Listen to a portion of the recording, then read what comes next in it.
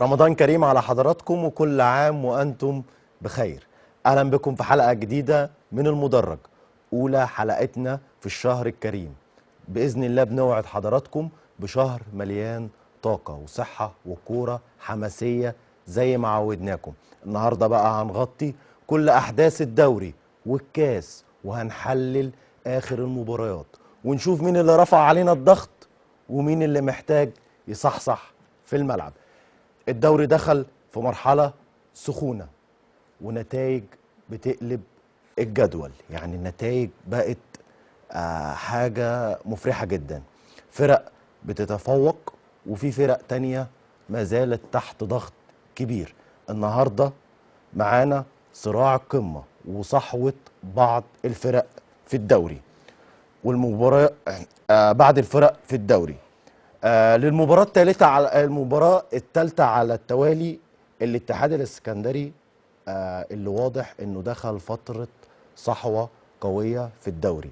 الفريق حقق 3 انتصارات متتالية، وده انعكاس على الاداء والروح القتالية للعيبة، خصوصا مع الصراع الهبوط ومن منطقة، يعني ان هو خلاص الاتحاد ما بقاش في منطقة الخطر. اخر الانتصارات كانت في ديربي الاسكندرية امام سموحة بهدف نظيف سجله المتألق عبد الرحمن مجدي، هدف مهم جدا اعطى الاتحاد 3 بونت غاليين جدا.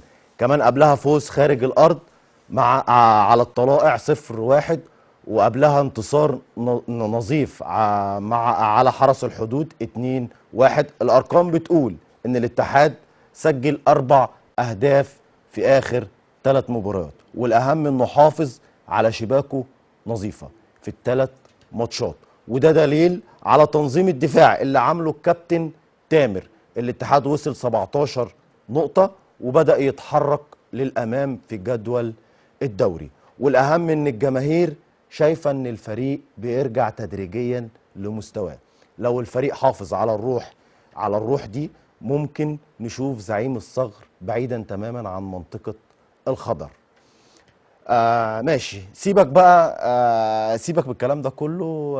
زعيم الصغر لما يصحى بيبقى معادله صعبه على اي حد. خلينا ناخد مداخله